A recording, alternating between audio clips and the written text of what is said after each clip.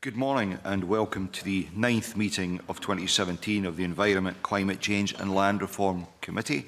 We have apologies from Finlay Carson. Before we move to the first item on the agenda, can I remind everyone present to ensure their mobile phones are on silent for the duration of the meeting.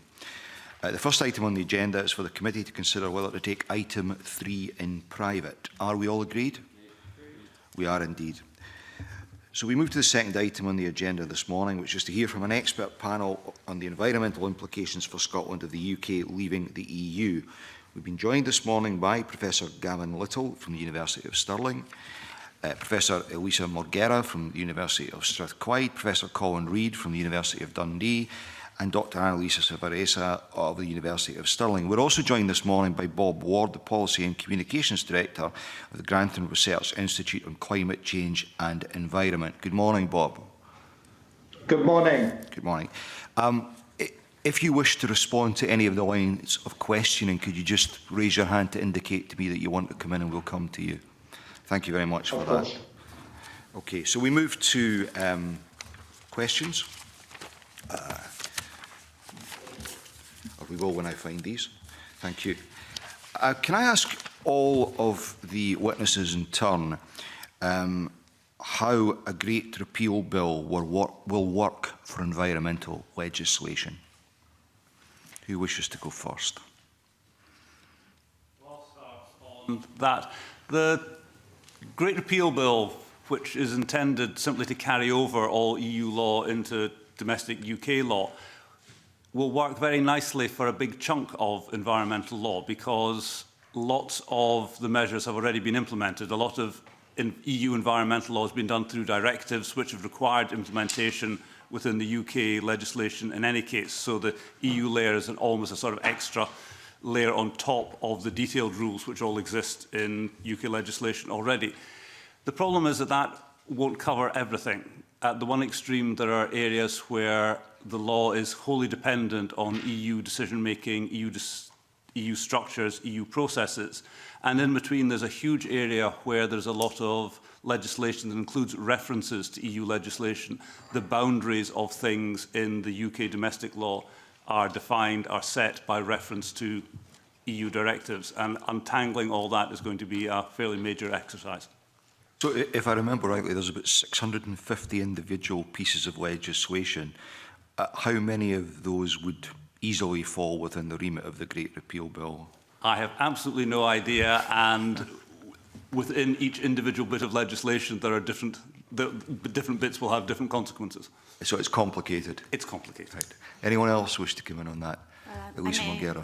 Thank you. I may add to the complication. I think one of the interesting features of EU environmental law is that there have been successive generations of pieces of legislation on different sectors, and increasingly those sectors speak to each other. There's been a lot of effort in making sure that nature protection considerations are included in water law, agriculture and fisheries are other examples. We have more or less different levels of success in how much EU environmental law is integrated, but the point is that even small amendments to the existing body of EU environmental law may have trickle-down effects and complications that may be difficult to assess prima facie. I think the other perhaps element of complexity to consider is that in addition to areas where the role of the European Commission is very central and we're clear that there'll be discussions to be had about how that power will be exercised once we are outside of the EU, there are also more subtle roles that the Commission and the EU structure has played, including the issuance of guidance in relation to the implementation of international obligations related to the environment, to which also the UK is bound to. And that may, again, fall through the cracks, may not be quite immediately apparent how changes in legislation may then be reflected or not, in also the lack of guidance. And often it is in the little details of the guidance that decisions about environmental sustainability and sustainable development are made. Anyone else want to come in? Can I add to the point that Professor Reid has made? Obviously, in terms of the Great Repeal Bill, the idea is that EU law which is in force in the UK at the time of Brexit, including environmental law, will become domestic law whenever practicable. But there's also, I suppose, the potential in the period that the bill is going through and coming into force for some areas not to be transposed for domestic policy reasons. As and why? Well, I suppose that the UK government might take the view that it doesn't want some areas of EU environmental law to be transposed. Now, I don't know what those might be, but I suppose it is potentially possible that that might happen. Okay. A very small addition to what Elisa already mentioned is that there is a very common assumption that international environmental law obligations will in many ways supplement what are those embedded in EU environmental law. This is not to be taken for granted, especially on the side of enforcement, but more generally, there is the issue that many times EU environmental law are more ambitious than the corresponding international environmental law obligations. Therefore, a careful assessment will have to be made as to the level of to which the UK/Scotland want to commit moving on. So can I ask, how much work out with the scope of a Great Repeal Bill may have to be done as a consequence of Brexit? Just to get an idea of the scale. I think that's very hard to determine.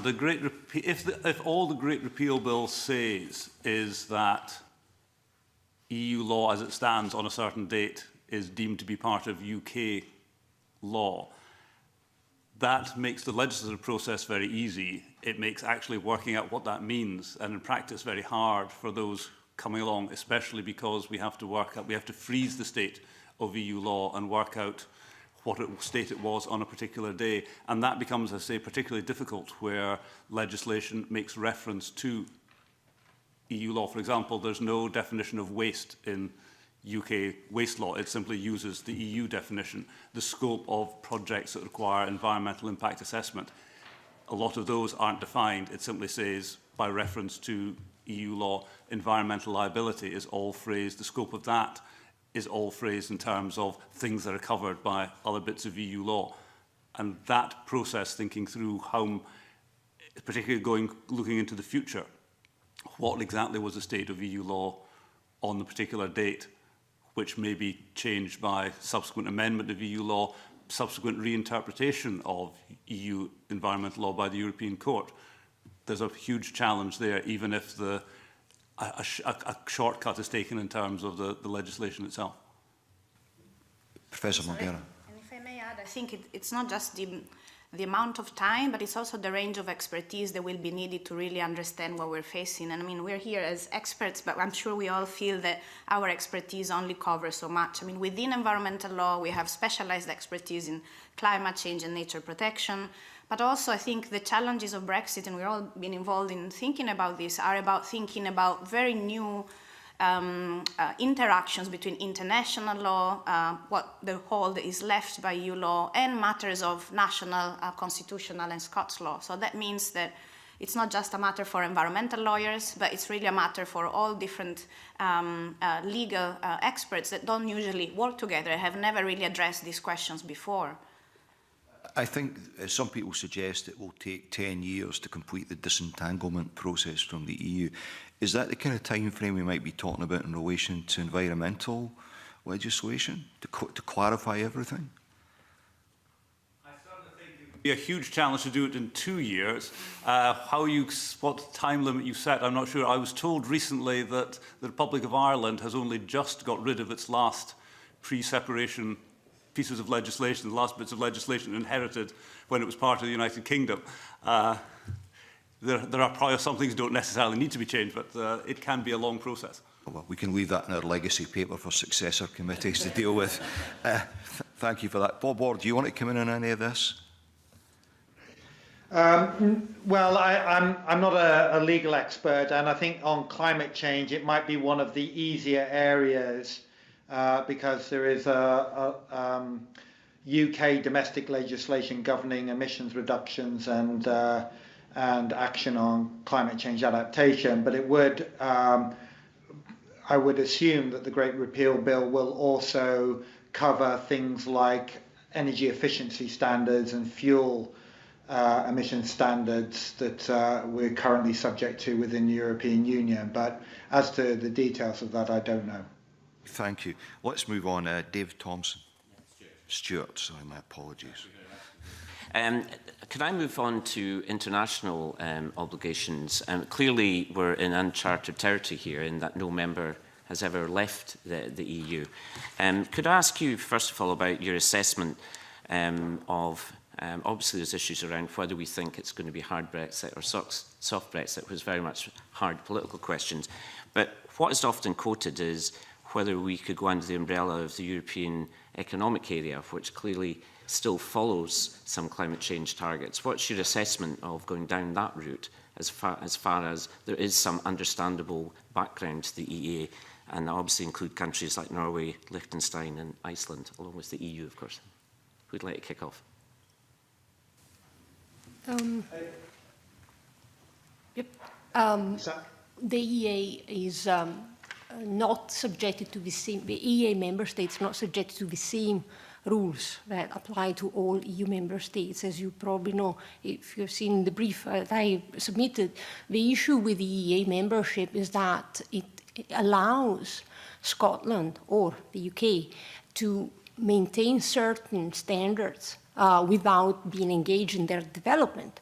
Nevertheless, it's a sure advantage in terms of continuity post-Brexit, at least in the sectors of products and services, because this is what the bulk of environmental regulations will address in the context of EU membership. Apologies. So this will not, for example, help in the context of protected areas. This is not one of the areas that is covered by EEA member states' obligations.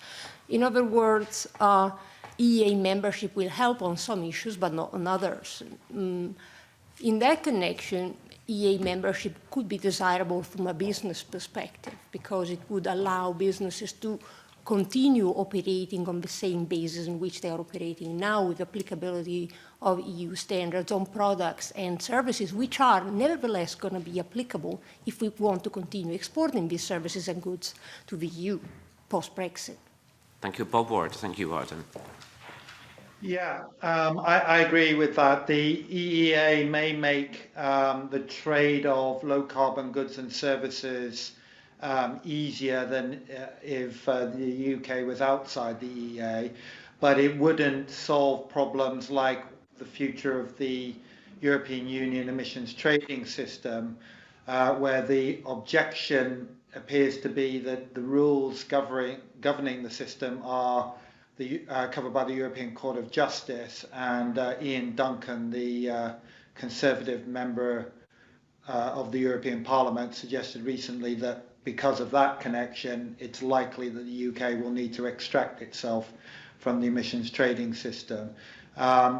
The other relationships that relate to Europe and climate change, again, it's not quite clear that EEA membership would make a difference. If you think about the European Union's joint commitment to the Paris Agreement, the UK has already individually ratified the agreement and could operate outside of the membership of the European Union.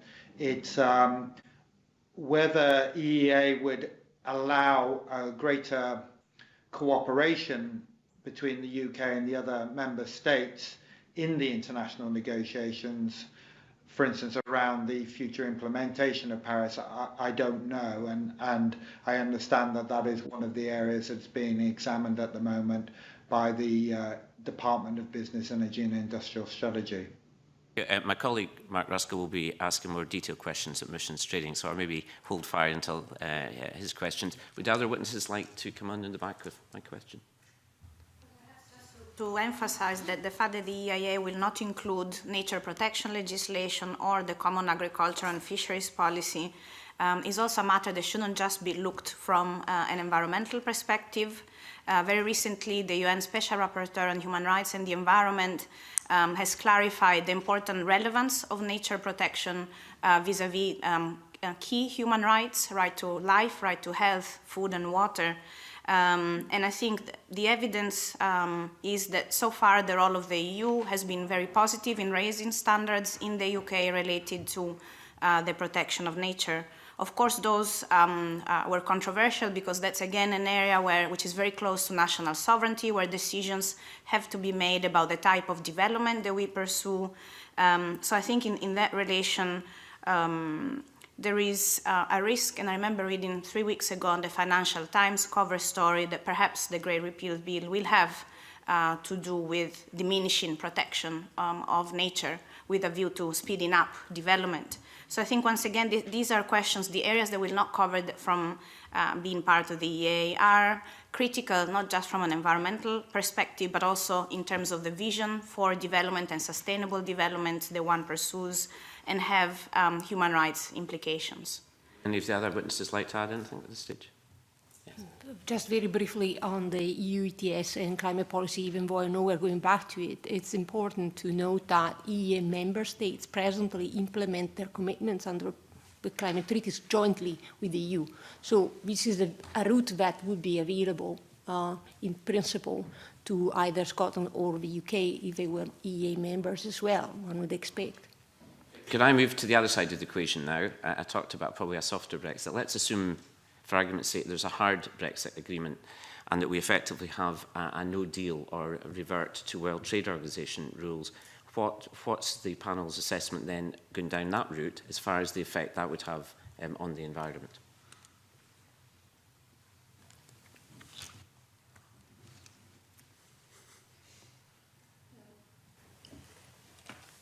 I think when we're talking about hard Brexit as a scenario, there will be a number of issues to be taken into account. First of all, as I said already, Britain will remain under great pressure to continue to comply with some EU laws and regulations, even outside of the EU. This is very much the case, for example, in relation to chemicals. As you may well know already, there is a vast amount of literature as to how the EU has shaped the world trade in chemicals by adopting regulations that have to be complied with in order to export to the EU. So this will apply to Britain like everyone else if they want to trade with the EU. So in this connection, hard Brexit would not make much of a difference if we want to continue exporting into that market. The issue is, of course, now the UK has a voice in the making of these regulations. In the future, it will not. It will just be on the receiving end.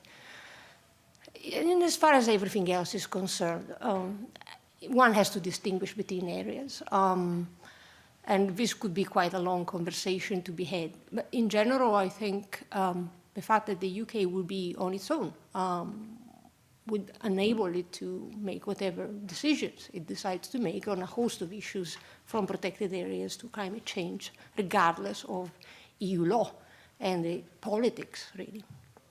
And, well, for example, to answer my own question, which I'm good at, I mean, state aid rules would no longer apply, which might give a bit more freedom in terms of some negotiations. Absolutely, and if you think of the energy sector, this may be a welcome novelty. At the same time, still in the same energy sector, you think of the effect that renewable energy obligations has had.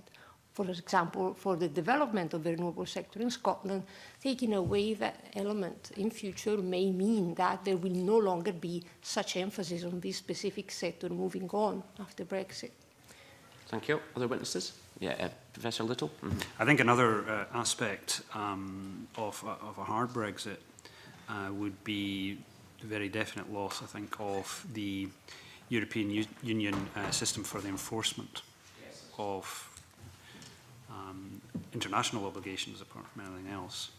And so that, I think, would be a pretty significant issue for us. You've just predicted my next question, which is around that. But I think the issue that concerned me was that the statement by the UK government that the European Court of Justice would there be an opt-out of that. So my question, which you partly covered, is who guards the guards? If we leave Europe, who's going to be responsible for infraction procedures if there's breaches of environmental law? I don't know if Professor Liss would like to say a little bit more about that.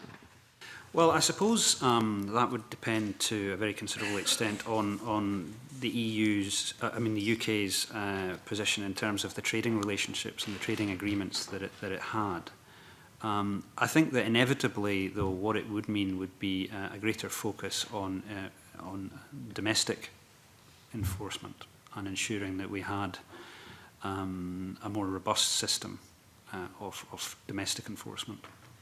In that scenario, there would be a gap for a new Scottish regulatory body? I think that's possible. I think there's a range of different ways in which the issue of enforcement could be approached. It might be possible, for example, to think in terms of an ombudsman of some description. There could be an environmental court. Again, these are all issues which would have to be explored. And there's different regulatory models and enforcement models that could be adopted. But I do think that enforcement is going to be one of the key issues for us to have to consider. Thank you. Yes. And I think, this may probably be the biggest threat deriving from Brexit, and particularly a hard Brexit. I mean, on the other hand, existing international obligations on the UK have bearing and also provide opportunities to address this threat. So international obligations related to public access to justice in environmental matters could play a role, and actually there has been a trend also in EU law to ensure private enforcement of environmental law. The EU and international oversight have already pushed forward, I think, access to justice in England and Wales and in Scotland, but more can be done. And I think according to those lines, and this is something that could be done in the current legal system, these are opportunities that exist today. Also questions more generally about transparency and public input into permitting procedures and other decision-making processes. Those may be also ways that are generally seen, I think, from environmental scholarship as ways to ensure checks and balances and to provide additional layers of oversight, as well as additional resources that may not be available to the government to ensure. Very useful point. So what you're saying is, irrespective of a hard Brexit occurring, we don't opt out of our international human rights regulations, and that would come to apply in that state. And presumably issues like the Aarhus Convention would apply as well. Aarhus Convention, European Convention on Human Rights.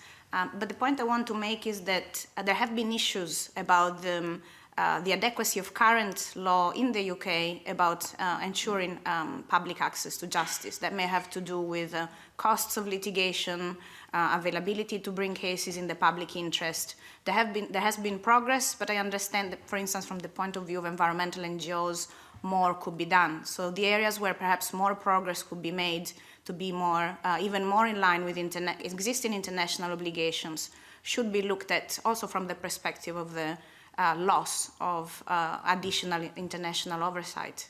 That's very useful. Thank you. Would anyone else like to comment, including Bob Ward?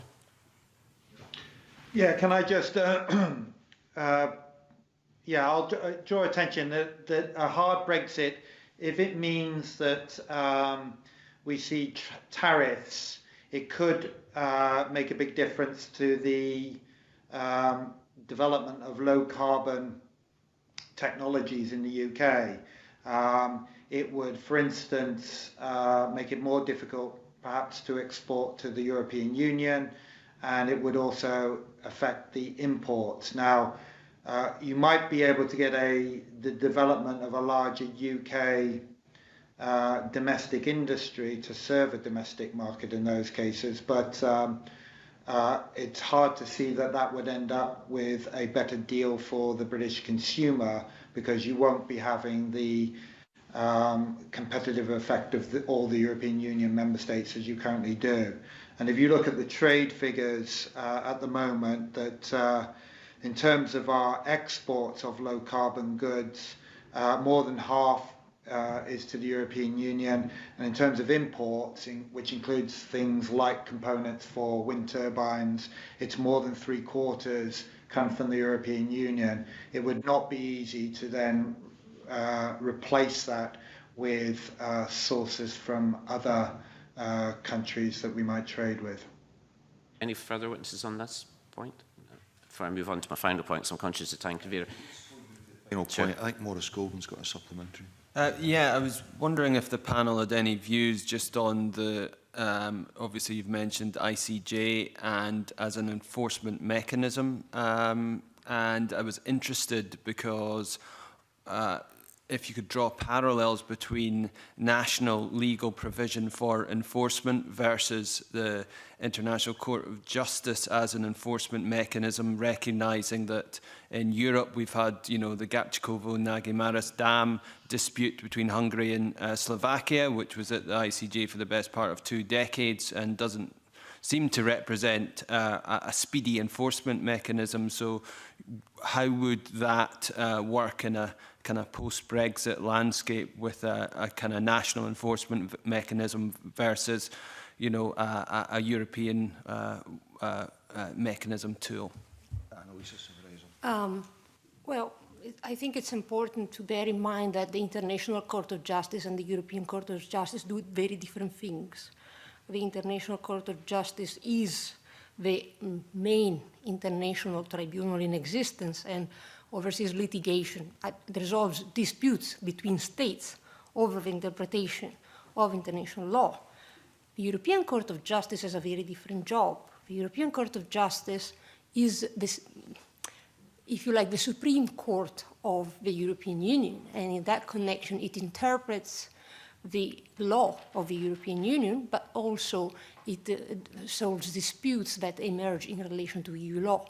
In this specific connection, what the European Court of Justice does that will no longer happen post-Brexit is to act upon what the European Commission requires it to do in the context of enforcement.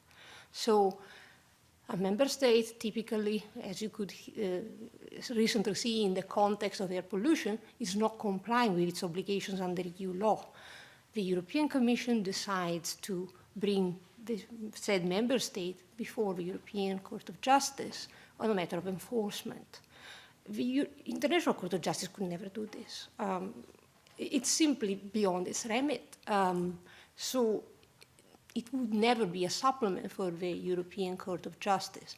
What we are looking at here is a situation where all European member states have, for the last few decades, been in a situation where the European Court of Justice has performed an unusual role of watchdog in cooperation with the Commission over the implementation of EU law. The question is, how do you deal with its absence? Because the institutions in this country, like in any other European member states, are used to this oversight, have been held to account, and what will replace this, if anything? There are some who argue that it doesn't need to be replaced. We can safely rely upon existing institutions to do their job. Possibly. It really depends on how they go about supplementing the loss of the enforcement aspect that is embedded into EU governance. And just to follow up on that, if you take the example of something like the bathing water standards, if the Great Repeal Bill may say, right, we just simply transfer the bathing water standards into domestic law, but how do you actually, when it's discovered that the bathing water standards are not being met, who has the right to go to court or wherever to enforce it? What's the process by doing that? What's the remedy that is provided? Because you can't, you know, it's the government and SEPA would be the bodies that are responsible for actually reaching the target, but if you're claiming they failed, obviously they haven't done it, so you can't rely on the government or SEPA. Is absolutely every citizen going to have the right to come to court? If so, through what process, to what tribunal, and so on? Big issues there. Thank you. Mark Russell's got a supplementary question as well. Yeah, thanks, Convener. Professor Little, you touched on the potential impact of trade deals on regulation and enforcement. You'll be aware that there's considerable concerns about CETA and investor-state dispute mechanisms within that, and requirements for corporations to be involved in the writing of regulations going forward. I'd just sort of be interested from different views around the panel about how you see the direction of trade deals in the future, whether that has an impact in terms of the production of regulations and their enforcement. I think that's a very difficult question to answer, because if the UK, and Scotland as part of it, presumably, was wholly reliant on WTO-style arrangements, that would...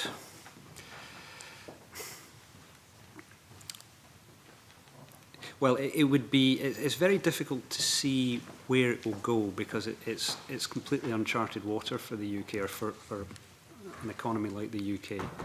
And so I'm not really sure I can answer that question in a way which is definitive. If I may add, it depends with whom the trade deal will be arranged. The European Union has started a wave of bilateral trade and investment agreements that have provisions on environmental regulation cooperation.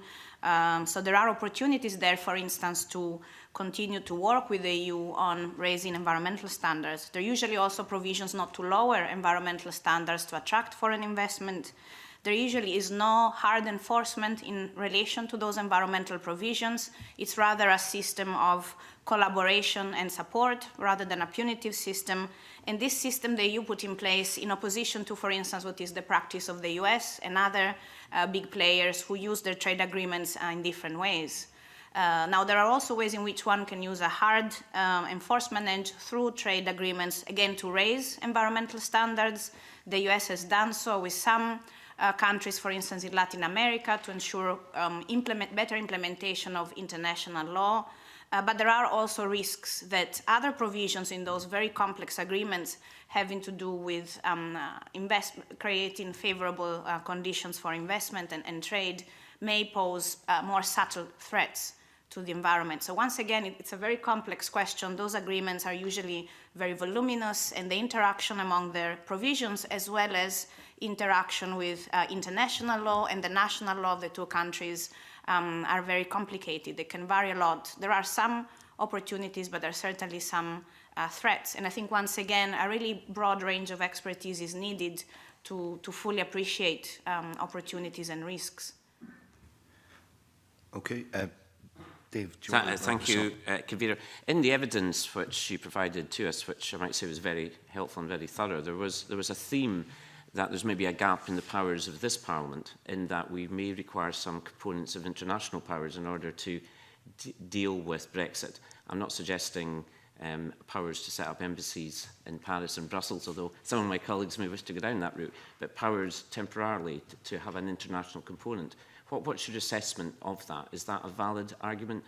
Is there a gap in the powers that this Parliament has to deal with a post-Brexit Scotland and UK?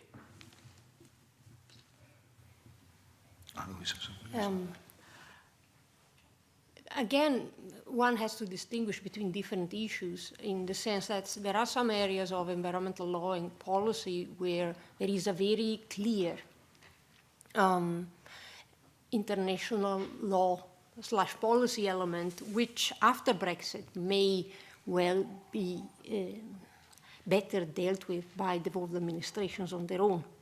One of the examples I gave was that of fisheries. Presuming that post-Brexit, the current constitutional arrangement continues on fisheries, for example, Scotland may find itself at loggerheads with Westminster concerning fisheries policies. So what has happened in the past in connection with this specific issue, for example, in Denmark, has been that the Faroe Islands acquired full competence on fisheries. That is beyond what Scotland presently enjoys under the current constitutional arrangement, which is what gave the Faroe Islands, for example, the power to trigger that, or threaten to trigger the famous mackerel war with the European Union. So a very small subnational entity challenging even the EU on issues of fisheries policy, because it was in their clear interest to do so. In the present constitutional arrangement, that wouldn't be possible, or rather it would be a matter for Westminster to deal with this rather than Holyrood. There are several assumptions in this hypothesis that I've just drawn, but that was just to give an example of how post-Brexit there may be some scope to reconsider the existing constitutional arrangements, at least on some environmental issues, in order for them to be addressed in a way that is in the interest of the Scottish people. All right. Any other witnesses like to contribute? Yes, Professor Reid. I think I just add to that, it does of course rely partly on what the other parties are happy to put up with, and so on, that the Faroe situation was agreed some time ago when perhaps it wasn't seen as being this, it wasn't seen as creating a precedent that might cause trouble in other parts of Europe. I think nowadays, with such sensitivity on various issues, although it's a good example and it shows that with creativity and willingness you can achieve all sorts of patterns that are different from the standard binary one of the nation state, and that's it. Actually getting there and getting agreement on various things may not be altogether straightforward. Any other witnesses like to contribute?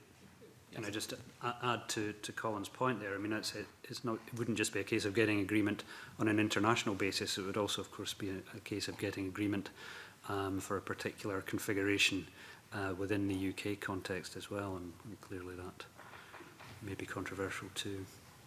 Thank you. Bob Ward, do you wish to contribute? No, I don't think so. The Climate Change Act provides a specific role for the devolved administrations on the main areas of climate change policy.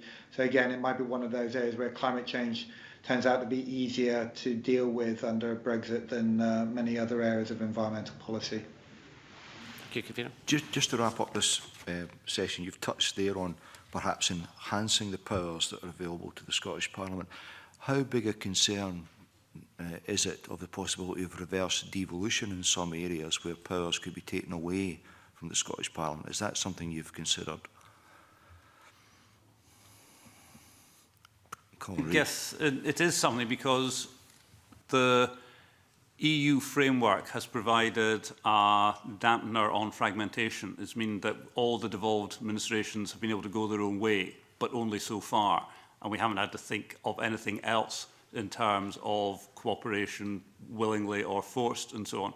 There will be a question post-Brexit of, well, how much across the UK do we want to have collaboration, cooperation, harmonisation, and how is that going to be achieved? Is it going to be achieved by agreement between the devolved administrations, or will London say that, well, no, actually, we need to have a common UK agricultural policy? That will make that makes sense, and the only way to guarantee that, or the best way, or the simplest way, is simply to say, well, actually, we decide that the power resides in London. So the question that would arise is, how high or how low is the bar set? Yeah, and how much do you think you can achieve through informal collaboration and cooperation? How much do you feel you want to guarantee things? Okay, right. Sorry, Maurice Golden. Just a quick one on that, Professor Reid. Is there not also there's the legal framework, obviously, so you mentioned previously about definition of waste, but there's also a part where the application of that legal definition is interpreted somewhat differently in Scotland versus England, and in your opinion, would that remain in terms of how the practical implementation, irrespective of what the legal framework there is, working from? So long as we still have 3 or possibly 3.5, maybe 4 legal systems within the United Kingdom, depending how you regard the situation in Wales, there's always going to be scope for interpretation. There's a question of at what level do you set the common framework, the common measures, how far down does that go into detail? And we've seen in the EU law system, you've got things from directives that are very widely expressed all the way down to the detailed regulations that nail things in absolute detail, because that's thought to be appropriate to achieve the level of conformity, collaboration, cohesion that's appropriate for those particular subject matters. The same questions will arise between the parts of the United Kingdom in a way that we haven't had to think about, because we know that the EU has provided that cohesion. Let's move this on. Emma Harper. you, Convener. Good morning, everybody. Professor Reid, in your submission, you wrote that some important EU laws may not necessarily carry over post-Brexit, and you mentioned that the comparative stability of EU environment law and policy, it takes a long time for initiatives to proceed through EU lawmaking processes, but once made, they tend to stick without constant change. So I'm wondering what implications does leaving the EU have for a stable, certain environmental policy on one hand and a flexible, tailored environmental policy on the other? And do you, I guess all the panel, do you have concerns that might be out with a wider EU environmental framework regarding access to your environment counterparts across the EU? I think if I may start on the general point, you've identified correctly the two sides of the coin, that by having the EU policy has been slow to develop, slow to change. That means it's unresponsive, it's not flexible, it doesn't necessarily cope with local circumstances very well. But on the other hand, it means that people have known where they're going. And when you're talking about major enterprises such as cleaning up the seas, cleaning up rivers, cleaning up air, those aren't things that can be done overnight. They do take a long-term cooperation, collaboration between different initiatives, different perspectives. And knowing where you're going is important. It allows different areas of environmental law to tie together. It allows industry and investors to know where they're going. If we do something today, is it going to be effective in 10, 20 years' time, and so on. And that can be lost. There is a tendency of national governments to be swayed for good reasons by short-term political will and so on. Every time, if you take the example of the long-term plan to raise the tax on petrol, about every second year it got knocked back because there was a sudden short crisis that inflation was going up or something, and what had seemed like a 20-year plan to reduce our dependence on motorised traffic, standard air pollution from traffic, that long-term plan was completely lost every 2 or so years because that went. There's a danger that happens. And when you think about the scale of investment that's needed and the upfront investment in capital projects, knowing that what you're doing into the future, having a certainty of planning for forthcoming standards, planning for what's going to happen is really important for industry as well as for government and coordinating environmental policies. Alicia Savarese. In addition to what Colin just said, I think it's important to remind ourselves that we're here looking at a picture that, very much like that of the European Court of Justice, has become familiar for us, and we take for granted many of the things that the EU has been doing for a long time for its member states. And here I'm talking about its technocratic governance. A lot of the elements of environmental law are designed, crafted, and thought of in Brussels by very specialized bureaucracy that they are endowed with. We may think this is not a good idea from a democratic point of view, but the end result of this is that a lot of what is today environmental law in member states is the result of those decisions that have been made there. How do you go about replacing that? You have, in a sense, to develop capacity. For example, the EU ETS, very good example of a construction that is EU-made. The EU ETS is far from being perfect and has not arguably performed as it should have. But now that you are in charge, how do you replace that? So this is exactly what Colin was talking about. How do we give investors, businesses, the regulatory certainty that they will be operating under center conditions? The EU gave that certainty in a way. How do you make up for its loss now? Anyone else? Perhaps just to add, I mean, for how much, of course, EU law is cumbersome, there have been benefits in different member states coming together, exchanging views and building on each other's also lessons learned. And I think most EU environmental law had flexibilities built in. So in some ways, the advantage is there where there was a clear direction where EU environmental regulation was going, but there were also there were mostly minimum standards in place. So there was always a possibility for member states under certain circumstances to go higher and be more ambitious in environmental protection, but within a system that guaranteed a lot of transparency. And I think that transparency is normally not there at the level of member states and national parliaments. I think that's one loss that will come. And this transparency also applies to bilateral trade and investment agreements. We don't really have nearly as much information about EU negotiations on bilateral trade agreements as we have for any other big partner. The other aspect which is to be considered, I think Annalisa has hinted to that, is the pooling of resources that occurred in EU environmental lawmaking and the experiences that have been exchanged and the networks that have been created, not only among regulators, but also enforcers and managers of waters, for instance. Some of those networks may remain available to non-member states and possibly be joined informally. So there are some avenues where continued piggybacking on the pooling of resources at EU level may be explored.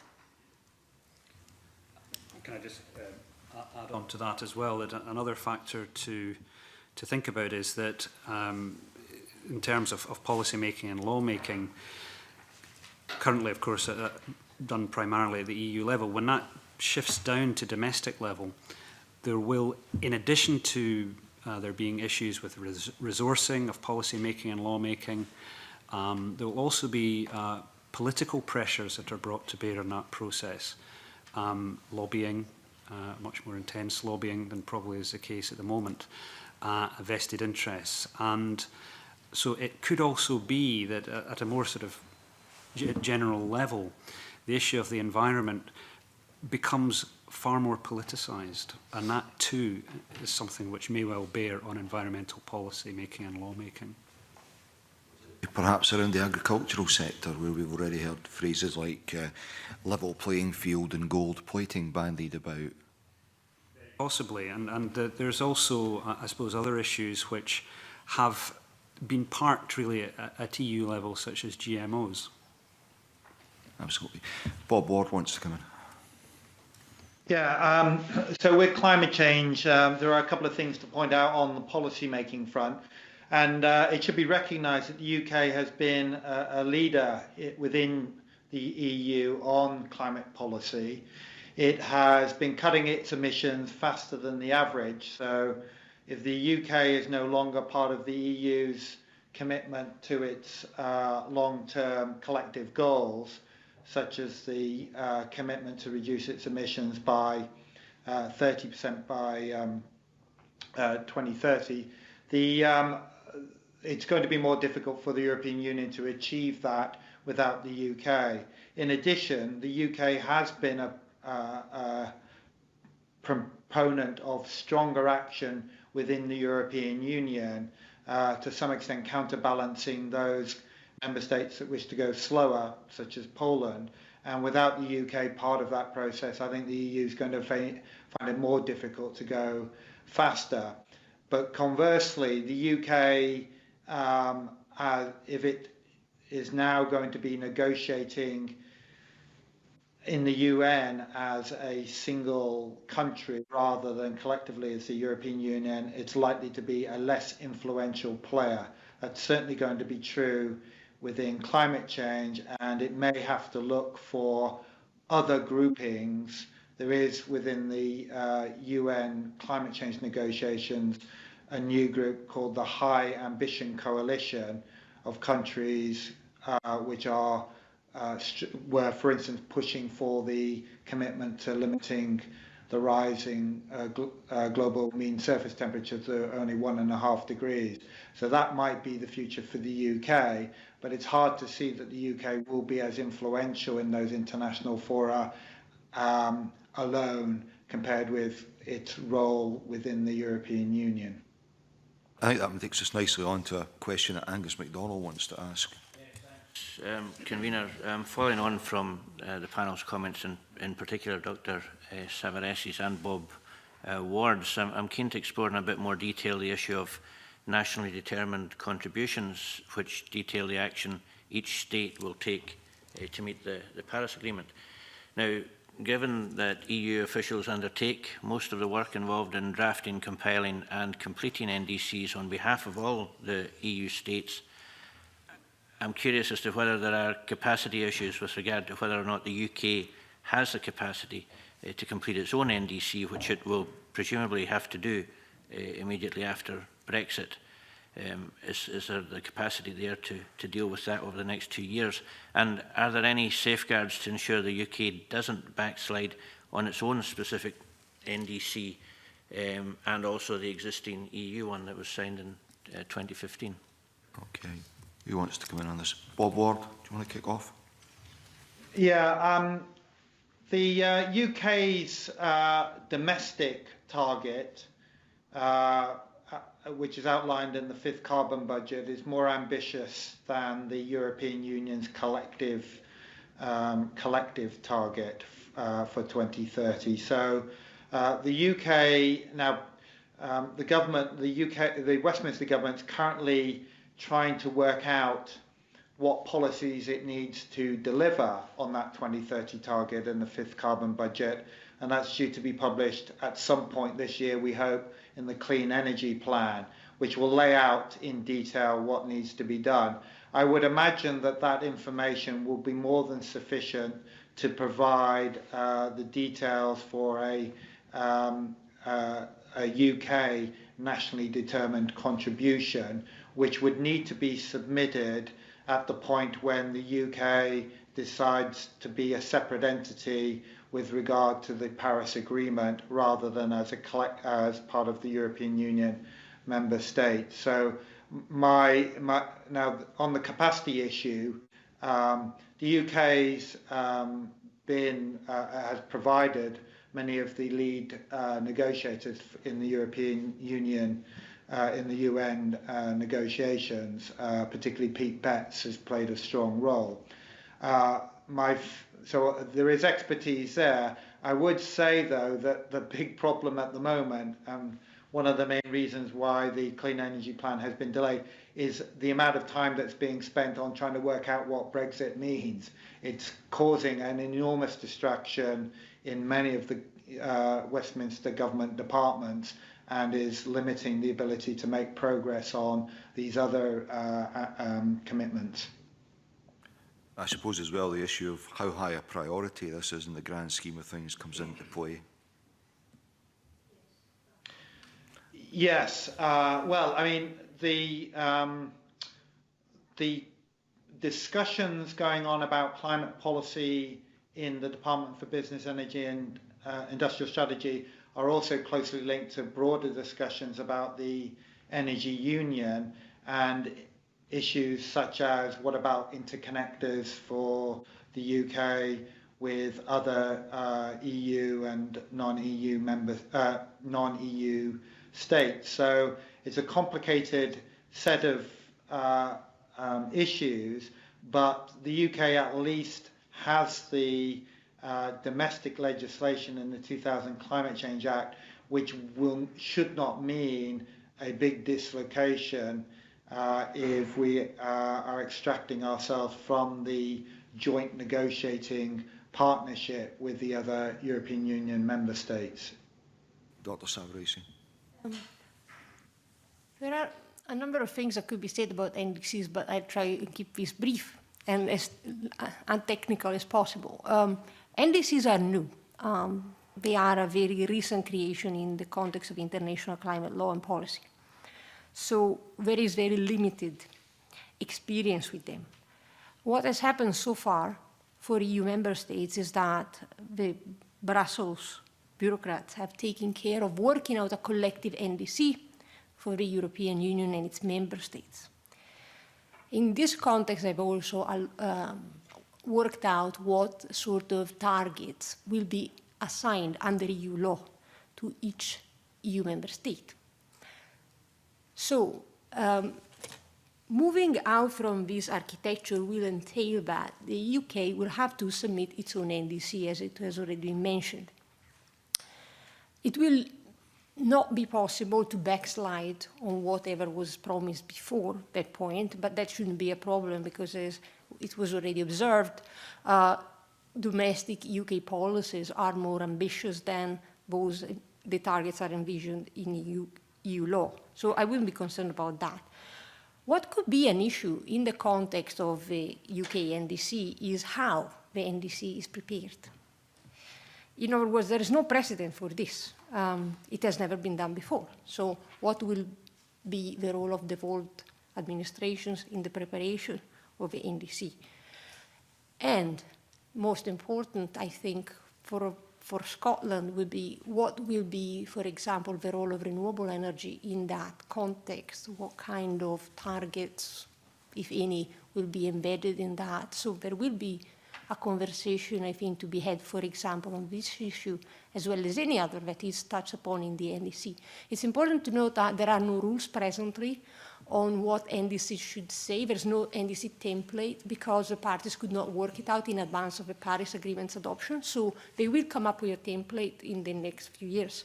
And when that is available, of course, it will be a matter to stick to that template when it's available. Okay. Anyone else? Okay. Right, thank you for that. Alexander Burnett. Thank you. Moving on from sort of bureaucracy of integrating environmental policy challenges. Around funding, could you comment around the funding implications of leaving the EU, particularly given that we're currently a net contributor?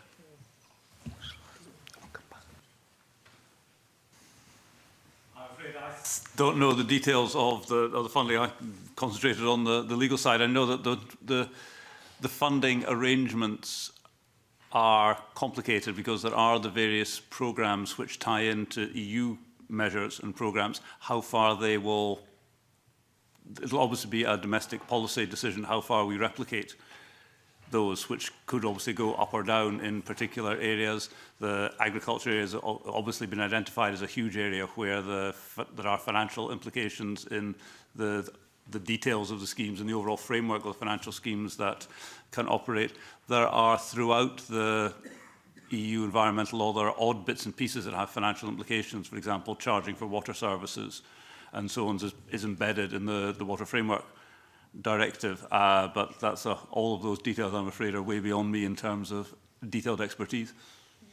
Yeah, I guess I'm also not an expert, but I think there are perhaps two sets of considerations to bear in mind. So the first is internally, what will be the amounts of funding that will be made available for continued, for instance, integration of environmental issues into the agriculture and fisheries policy. But it's not just a question of amount, it's also a question of rules. And at the moment, there are particular rules related to funding going to farmers or fishermen that either bind them or encourage them to take a more, let's say, ecosystem stewardship approach.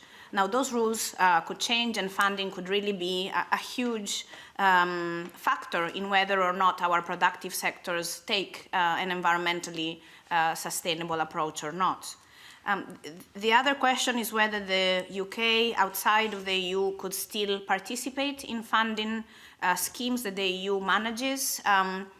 There are different, I think there are some experiences there. There are some lessons learned, for instance, looking at the question of also research funding. Negotiations can take some creative routes. So again, it may be a question of both looking at precedents, but also perhaps thinking about ways in which agreement can be found with the EU for some continued participation in funding schemes.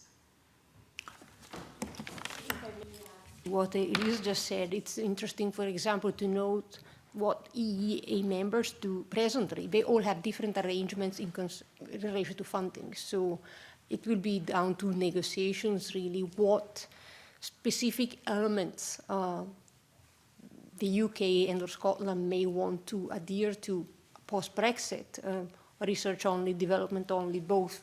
It will be really up for grabs. Yeah, I wouldn't really wish to add much more than that. I mean, I think that the issue of funding is predominantly a political one. It's a policy issue rather than a legal issue, which is what we would speak to. Okay. Jenny Goldruth. Wiener, and good morning to the panel. Professor Little, in your written submission, you talk about, in the event of a hard Brexit, how that could impact upon environmental policy and lawmaking in terms of the loss with regard to resources and expertise in Scotland. And you state that this may result over time in Scottish and UK environmental policy and lawmaking becoming more piecemeal, incremental, minimalist and reactive. So there's obviously an issue here in terms of capacity. I'd just like to ask the panel more broadly, do we have that capacity in Scotland at the moment in terms of environmental resources and expertise? I'm not sure that the UK has it. And I think that it will be a struggle for both Scotland and the UK to try and replicate the level of expertise and the capacity that the institutions of the EU have. The comments that I made in my paper, I mean, I think that one thing that I would want to add to them is that I think that, you know, it was alluded to the fact that it's unlikely that environmental issues are going to be a priority in the context of everything that's happening. And I think that what is likely to happen in the event of a hard Brexit is that there will be a gradual process. I don't see things happening in an immediate sense. So we're talking, you know, the medium to long term. What you'll see is an uncoupling of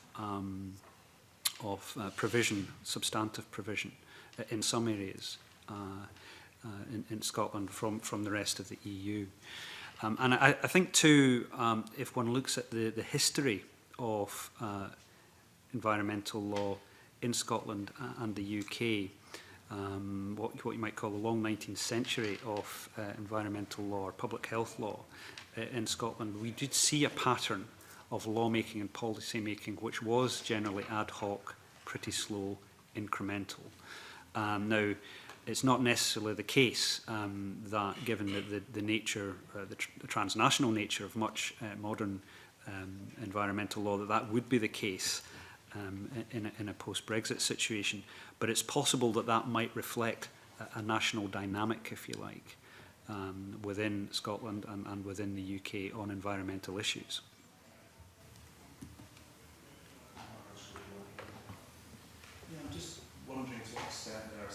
Outside of the EU or within the EEA who have built up the capacity to track European directives and legislation and implement them. And if there are successful models we can look at there. If you put in terms of to track the EU directives, that's the easy way out. That's the way out that says, well, here's an important area, we recognise something must be done in it, we look around and we take something off the shelf, the EU model off the shelf, but that may or may not be what is wanted in a post-Brexit UK or a post-Brexit Scotland, where the whole idea is that you design your own policy to design your own, to fit your own particular needs and circumstances. I think the sheer scale, when you look at the number of things that the EU does on environmental area in any given year, you can go through some of them would be unnecessary and so on, but actually a lot of them are things that are worthwhile doing, and they're going to have to be hard, and there's no way in which Scotland, Northern Ireland, Wales, England by themselves can do all of those. So you come back to this idea of some form of cooperation, cohesion at the UK level, beyond the UK, with some or all of the member states of the EU, EEA, and so on. Are we allowed to have some sort of associate membership of the various professional and other collaborations that operate, so we can continue to pool experience and so on? I don't have details of it, but I'm told that de facto in some areas in the EU, it's recognised that different member states take the lead on it. So you don't actually, although all member states are meant to be engaging equally with things, well, you leave that to the Dutch, or you do this so and so, and there may be areas where we suddenly find that we have a lack of experience. But again, that's the internal workings of the government departments. You really have to ask them what they think about it. Can I follow up on a point that Professor Reid has made there on the issue of tracking EU legislation? In the Scottish context, that may prove problematic if you have UK strategic legislation, which is contrary to, this is post-Brexit UK legislation, which is contrary to EU law.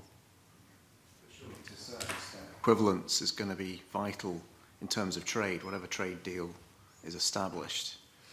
equivalence over a large number of environmental standards will be important.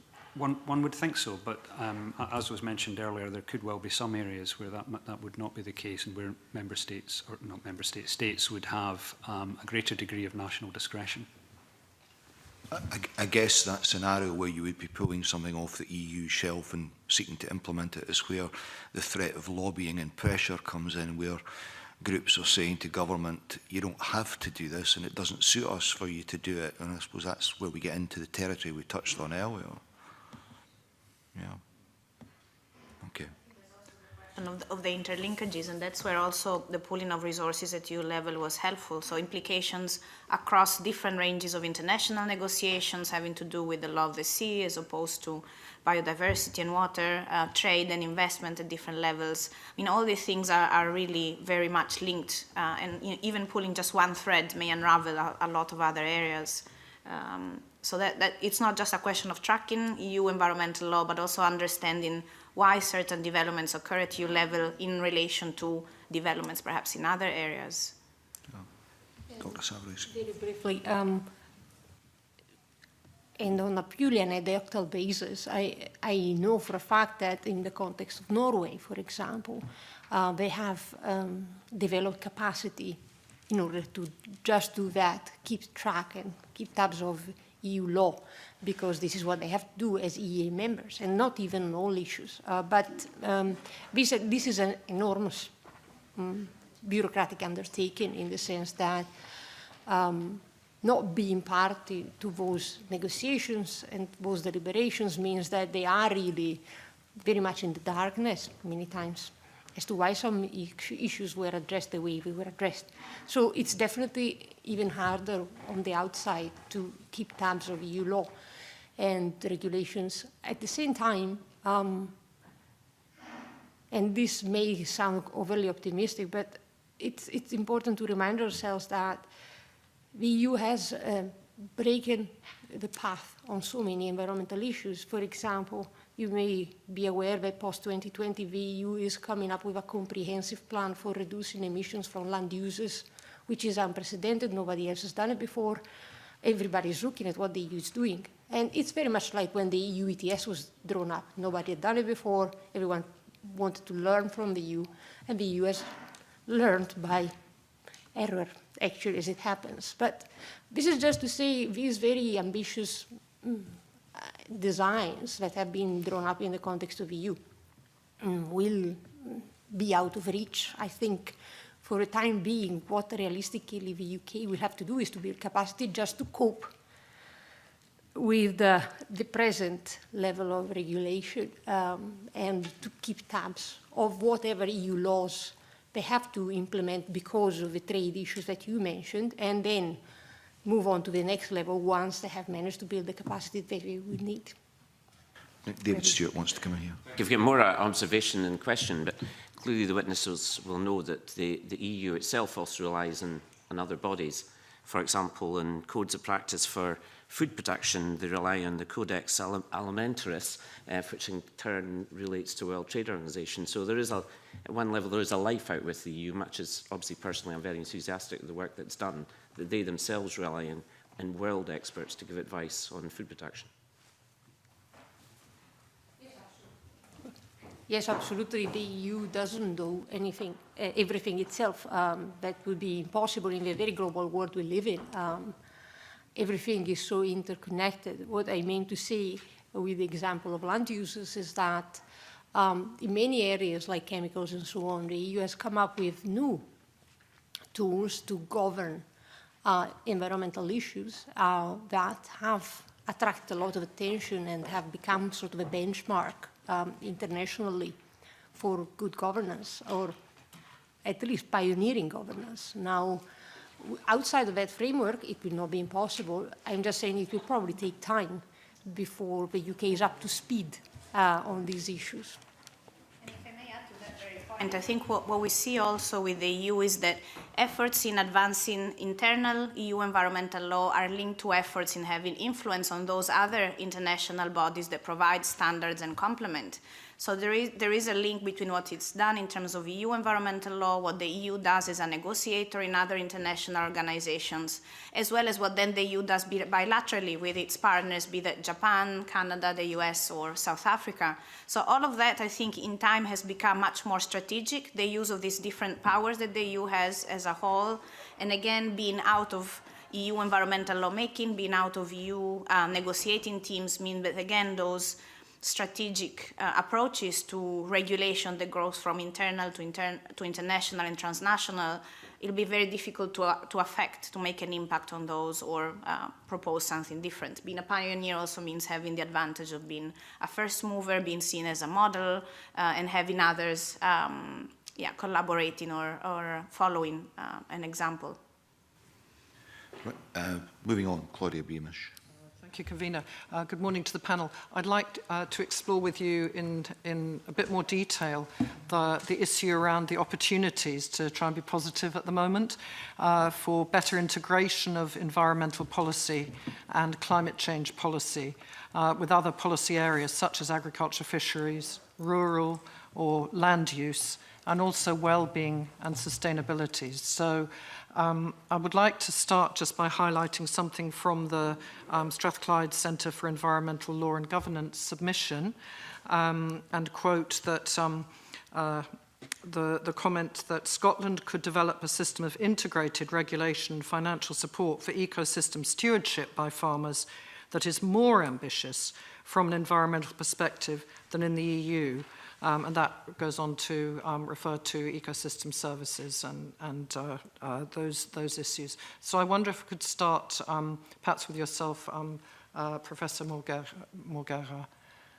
Yes, thank you very much. I mean, I think one of the advantages of the EU and EU environmental lawmaking being so transparent is that one can point quite clearly the finger on shortcomings. And I think both the EU Common Agricultural Policy and the Common Fisheries Policies have been for a long time,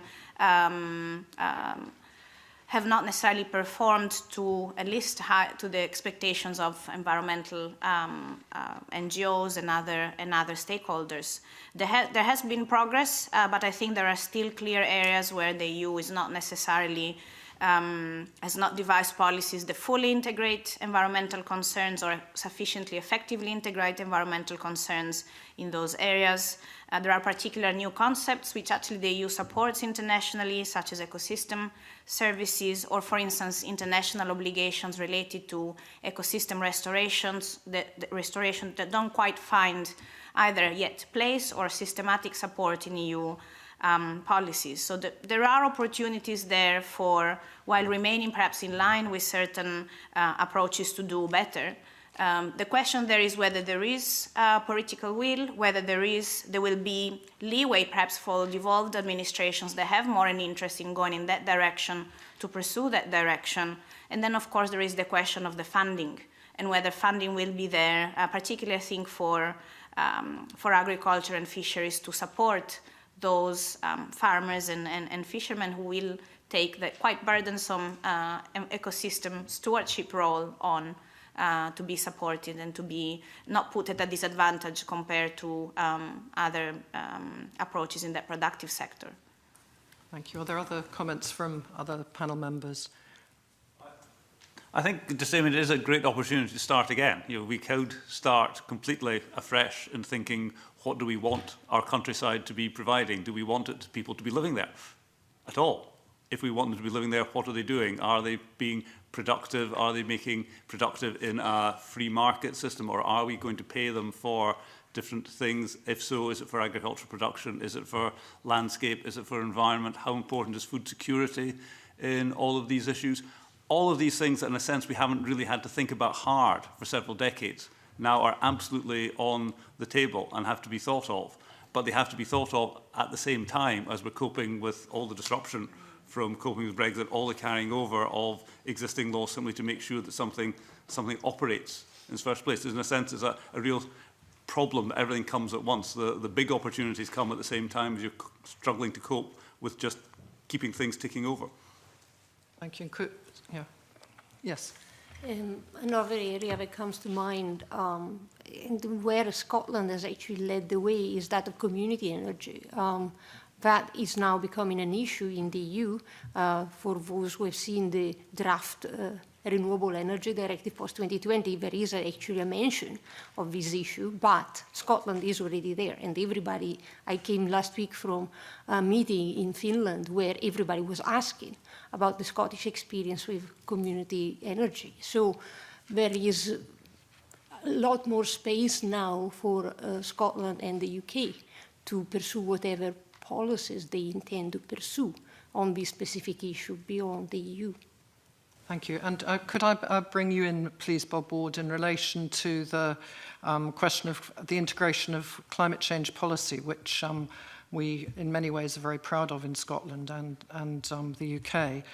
Just in terms of going forward this week, as people will know, we have the debate on the climate change plan and the continuation of integration post-Brexit. I'd value some comments on. Yes, well, some of the key areas have already been highlighted. In particular, the Common Agricultural Policy since 2013 has tried to create a priority for increasing the resilience to the impacts of climate change in EU farming practice. One would hope that the UK will, in whatever replaces the Common Agricultural Policy, will similarly place a high priority on that, and also on reducing emissions in agriculture. Much of UK policy up till now has focused on the power sector for reducing emissions, and we've been very successful, but the really difficult stuff that we now face, certainly reaching our 2030 targets and the 5th carbon budget, is going to be around heating and around transport.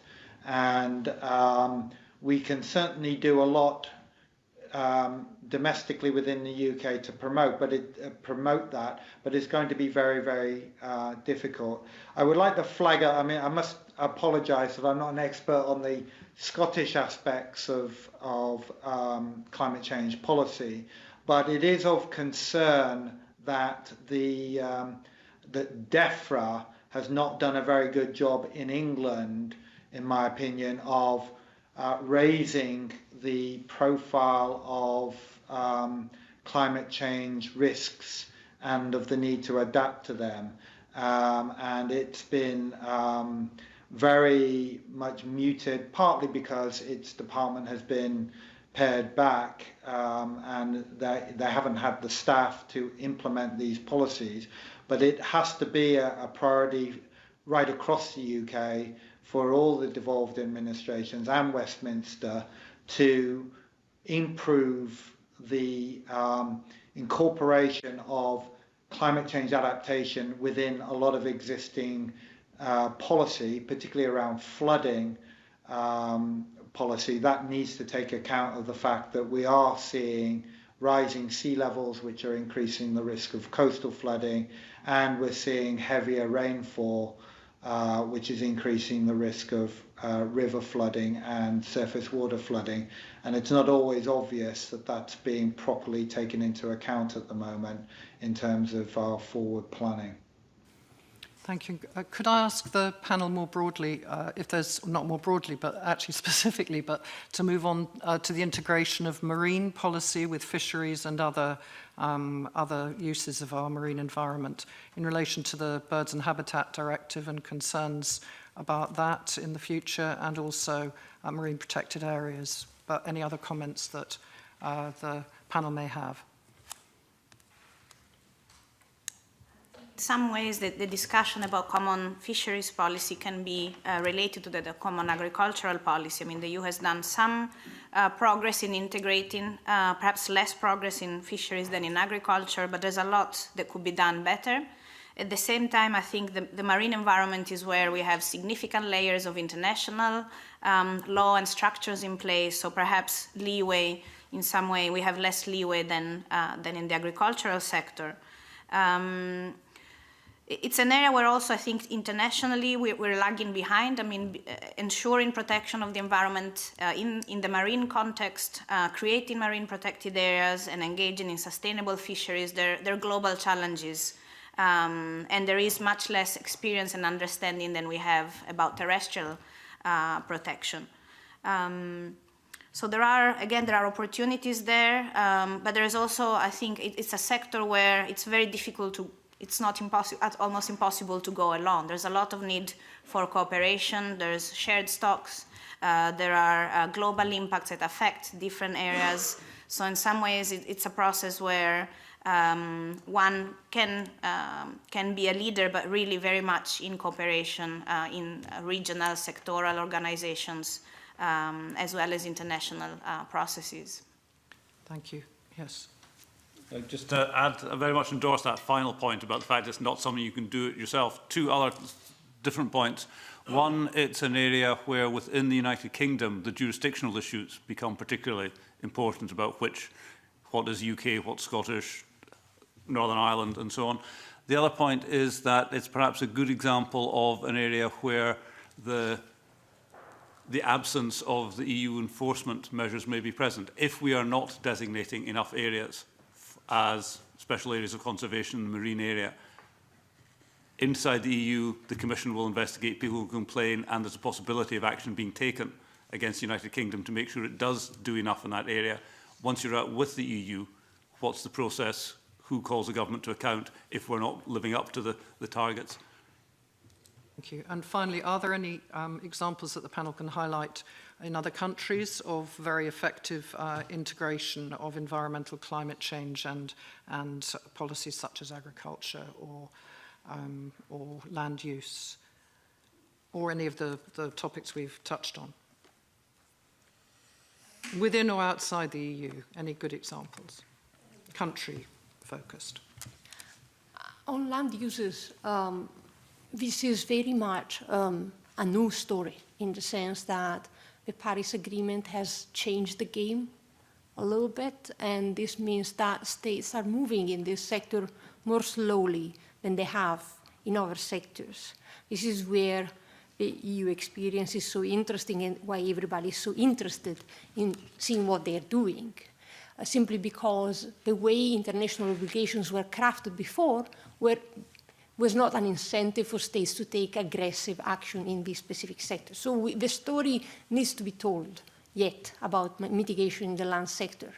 A lot of attention has been put, of course, on reduced deforestation in the tropics, but this is not what is at issue here. I think in terms of fisheries, this example is very well showcased, but Norway seems to be the leader to look up to in terms of sustainable fisheries management. So we have here a good example of an EEA member state that does not do what the EU does and has managed to achieve success in this very tricky area. One of very few good examples, I have to say, because fisheries is a very difficult issue for all states. And there is a lot of thinking to be done, and this is an area where the UK on its own could potentially make a difference, bearing in mind that there are international obligations the UK would have to abide to even outside of the EU. I mean, there are international processes that are exactly trying to do that, to identify good practices. I mean, just this December 2016, 196 parties to the UN Convention on Biological Diversity have been discussing their obligations related to mainstreaming biodiversity in fisheries, agriculture, and tourism. That also has to do with ecosystem-based approaches to climate change adaptation and mitigation. But the jury is still out. I mean, there is the obligations have existed since the 90s. We haven't necessarily made a lot of progress. We need to bring together examples where things have worked. And different international organizations will try and pull that information together over the next biennium. So the FAO, I think, has been mandated to provide experiences and tools related to mainstreaming of biodiversity in the fisheries sectors. So there are ongoing processes, international ones, that may provide food for thought for what the UK and Scotland may wish to do. But at the same time, I think one has to be aware that things that may work somewhere may not work elsewhere, and there may be practices here that may be helpfully also shared in that context with a view to compare experiences and find the right approach. Thank you. Okay, moving on to something we've touched on earlier, but we'll deal with this in more detail now, the EU Emissions Trading Scheme. Mark Ruskell.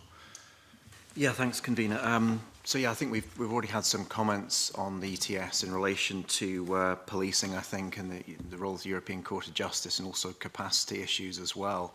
Perhaps we could just go around the panel and get some more thoughts on what you see as the most likely outcome here. I mean, do you see us remaining within the European ETS? And if we're not to remain within that, then how do we either link to it or create something as good as, if not better, than the ETS going forward? Now, as I mentioned in my submission, I think pulling out of the EU ETS would be best done when the end of the present period is over, which is 2020, in 2021. So that would be the ideal time to unplug from the EU ETS should the UK decide to do so. But why do I say that? Because there are cycles in the EU ETS, so the idea of pulling out at the end of a present cycle would be the least painful option for those installations that own allowances, and there it could be possible to address the technical issues, possibly even compensation issues that need to be addressed in that context. That would also be a good opportunity to work out what to do with these installations after 2021, because these are the heaviest polluters, these are the largest polluters, so they will have to be regulated in a stringent way to reduce their emissions moving on. The EU ETS is not the only option. There are other options that could be pursued, a UK ETS or a carbon tax. There are so many policy tools and regulatory tools that could be deployed. The EU ETS not necessarily is the best. It has had its problems. The EU is going to carry on with it post-2020, there's no doubt about that. And that regulatory certainty is an asset for investors in this sector. But having said that, for the UK after Brexit, this is not necessarily the best option. So it would be a matter for the UK to decide what they want to do in this sector, but for sure, something will need to be done and something will have to be in place by 2021. I think my view is I'm happy that other people are a lot more expert on the subject than I am, so I'm happy just to... Come in. Yeah, so there are pros and cons to the UK leaving the EU ETS. It's certainly true that it's better for your companies to be inside a large emissions trading system than inside a small one, because the opportunity then to buy permits and sell permits is greater, and you're more likely to have a stable price over that period. If the UK does leave the ETS, there will be significant costs associated with extracting itself. Those are costs that no doubt will have to be passed on to consumers, and then there will be costs of then setting up whatever would replace it.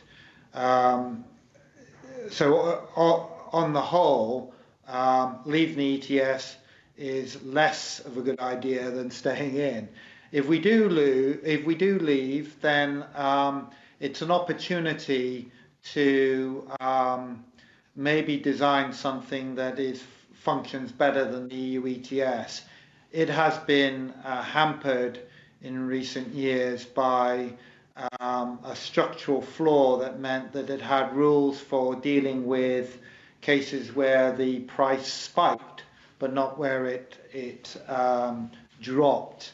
And hence we've had this extended period of very low carbon prices, which have undermined future investment in low carbon alternatives. the Westminster government has attempted to address this through the carbon price support rate, which is added £18 a tonne on top, but it then immediately undid much of the good of that by freezing it instead of continuing to increase it. So the UK would have options, and there are, again, trade-offs between whether you want an emissions trading system in the UK, which then has some sort of relationship with the EU ETS. The advantage of emissions trading system is that it sets a cap. You know what you're going to reduce emissions to. You don't know what the price of carbon will be. Equally, if you set a carbon tax, you know what the carbon price is, but you don't know what emissions reduction you will get as a result. So in general, economists think that emissions trading systems tend to push towards the most efficient savings of emissions, because the trading system allows you to, for instance, go to those parts of the system where reductions in emissions are cheaper. But on the other hand, carbon taxes can be administratively easier to implement. So my guess is that if we are going down the route of extracting ourselves from the ETS, we will need to look at what makes the biggest sense in terms of our current system. And at the moment, it's worth remembering that the traded sector covered by the emissions trading system only accounts for 40% of the UK's emissions, roughly.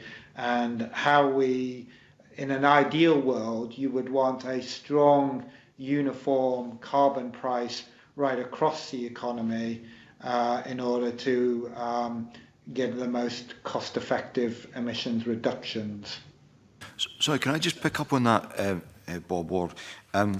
Forgive me if I got this wrong, but is it not the case if the UK stayed in the ETS as some sort of associate member, in the midst of a drive to reduce the cap, it would have no voting rights around that? So therefore it would be part of a policy it had no input to shaping? That's certainly my understanding, although you can the question is how much influence the UK currently has. The UK wanted a more ambitious reform of the ETS, and we ended up with a rather watered down version by comparison. So it's certainly true that if you're a member of an emissions trading system, you want to play a role in determining its rules. And I would suspect that then it becomes a trade-off. Are you better off being in a trading system which is likely to be more cost-effective for your companies because the trading of permits offers you more options, or would you rather be in a system where you had greater control over the rules, but that the costs overall might be larger for compliance?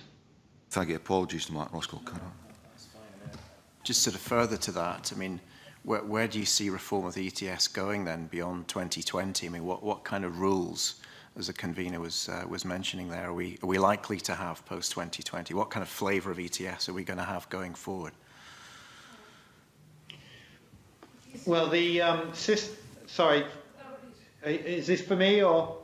For you both. Please go ahead, Bob. Please go ahead, Bob. Yeah. Okay. Well, the problem for you can look at the low carbon price from 2 points of view. You can argue that it's meant our emissions have been cheaper to reduce than we would otherwise have expected. But it really is a problem that the price has been so low for so long, because many companies now are not expecting a high future carbon price as a result of the ETS, and re-establishing a credibility of a strong price in the future and the expectation of a price in the future will need to be a priority for the post-2020 phases of the ETS, which the easiest way is by setting more ambitious caps. There are also the question of what we do around other around the non-traded sector. We have the aviation sector, which is slowly moving towards coming up with its own scheme, which means that it hasn't been included in the ETS as it has been. But I think that a strong price signal is absolutely fundamental to driving the investment that you will need in low carbon technologies. And the UK has tentatively gone down that route through the carbon price support rate, although that still only adds a very small amount. My guess is that we are probably we would need a carbon price of about no less than £50 a tonne going forward and higher if you're going to be serious about meeting the Paris targets. And that doesn't look likely at the moment in the ETS. The way in which they handled the reform has also tended to undermine confidence of companies, because the ETS, the more that policymakers intervene in the operation of a carbon pricing system, the more it undermines the confidence of companies that the rules are going to stay the same and that they can plan for the future. So you're kind of caught there. You want more or less to leave the system to operate, but leaving it with structural flaws in it has its own consequences as well. Just to add to what was just stated, the European Commission has made its proposals for the reform of EU ETS post-2020. Whether these will be welcomed or not and how they will be pan out in practice remains to be seen.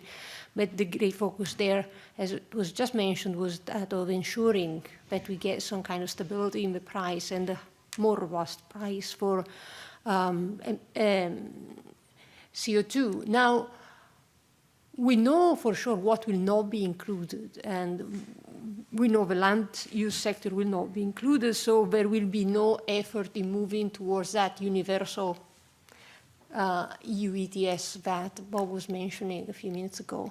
There were very good reasons why that was made as a decision, and I think it's in itself a good decision, especially in the context of a system that has still quite a few teething problems, even in the context of a very homogeneous sector where measuring emissions is actually fairly easy.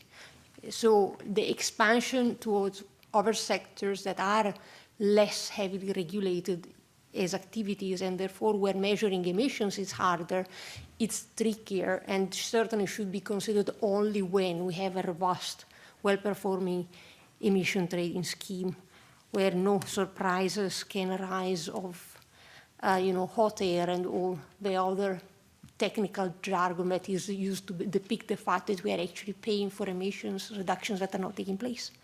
So this is where the EU ETS is.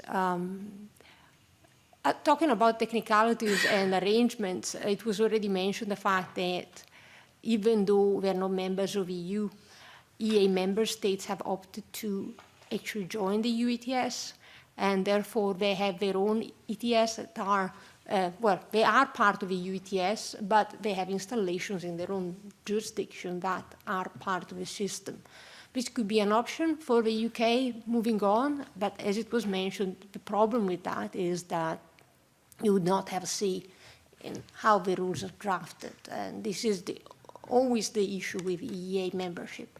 You are part of a regulatory system that you have no control over. But the point that Bob made is also very fair. There is an issue there with how much every EU member state actually controls the EU ETS. There is a widespread dissatisfaction with the EU ETS at the same time. It has been very hard to fix it so far. Okay. Yeah, you happy with that, Mark? Okay, thank you. Kate Forbes. Thank you very much. So we've covered an enormous amount of ground this morning, and as we sort of move towards the end, What are the lessons that each of you would identify that we could learn from other countries for either specific environmental issues or for environmental policy as a whole?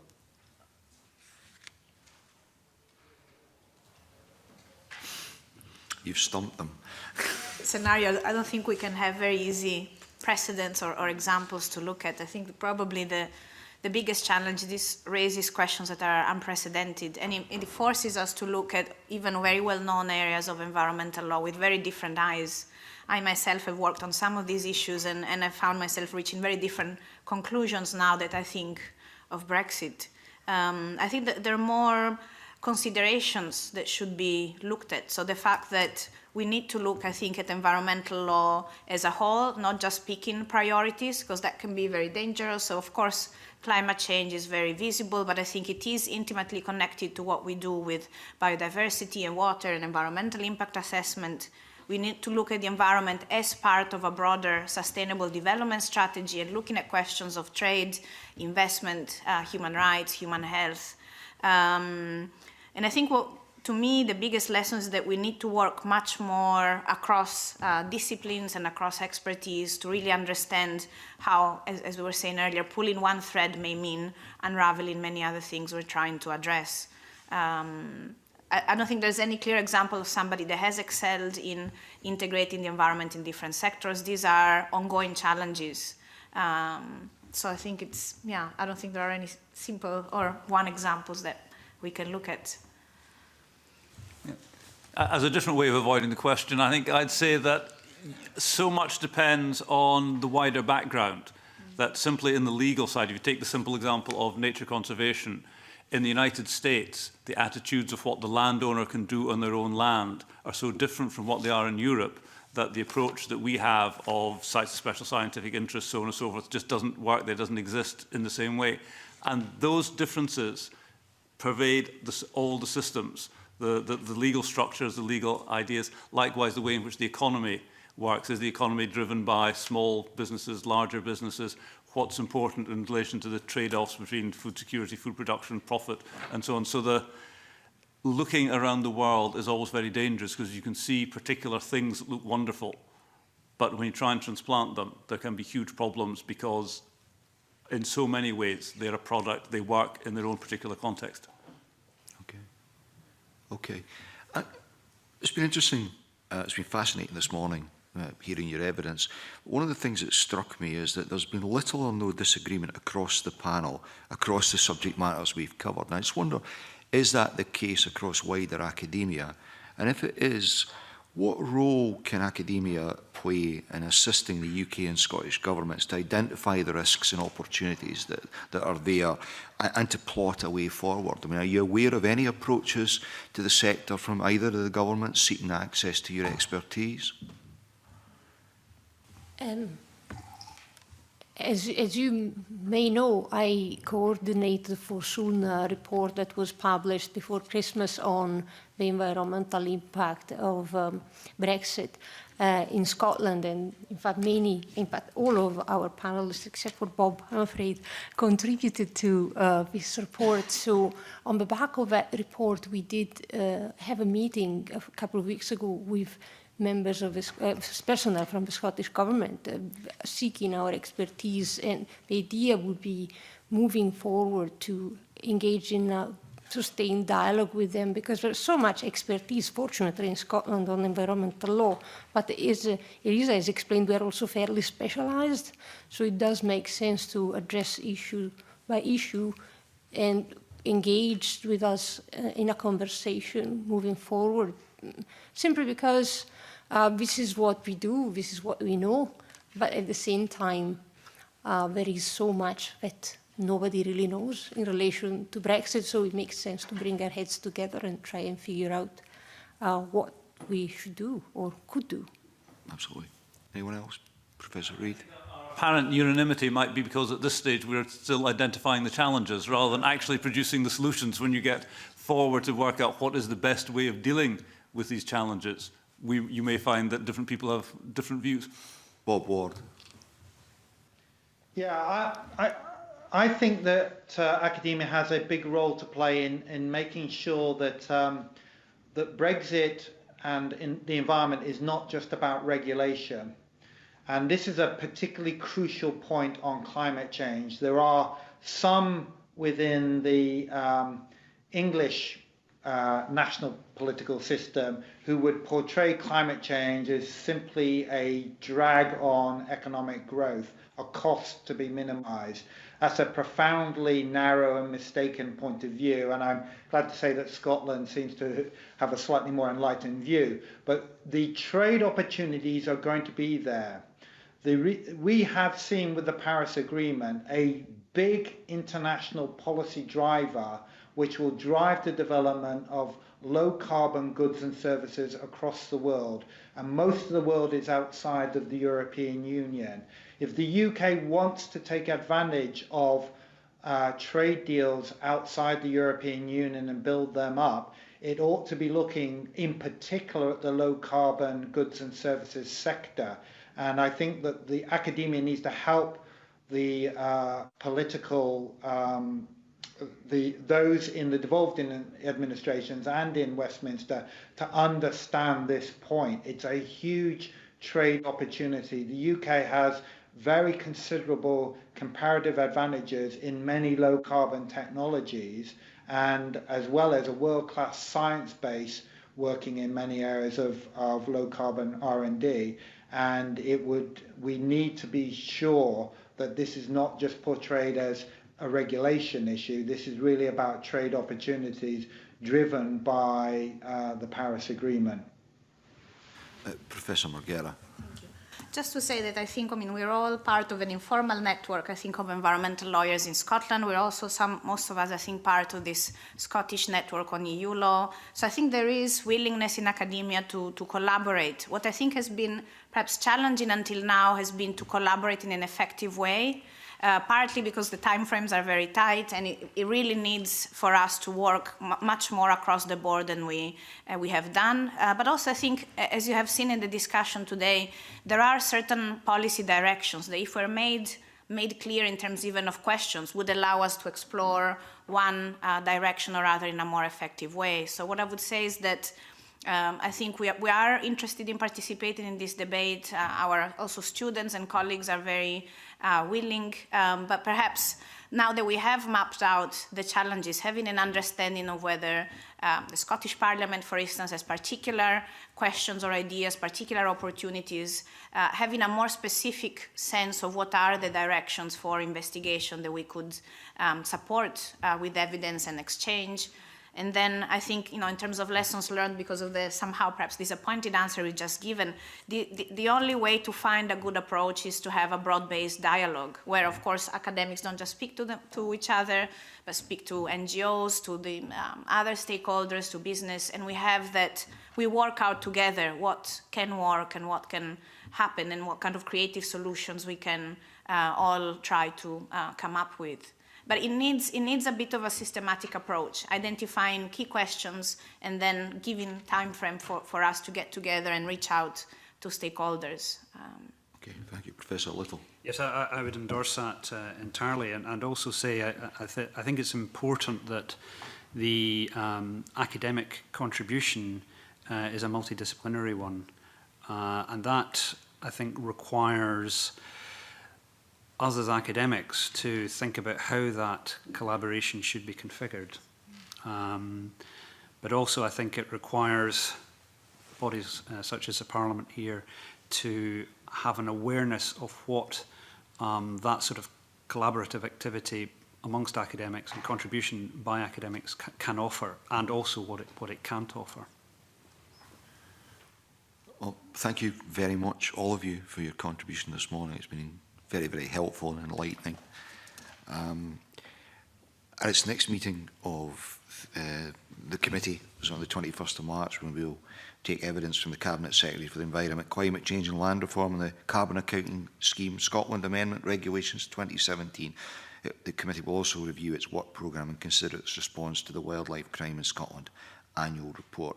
As agreed earlier, we'll now move into private session, and I ask that the public gallery be cleared as the public part of the meeting is closed. Thank you.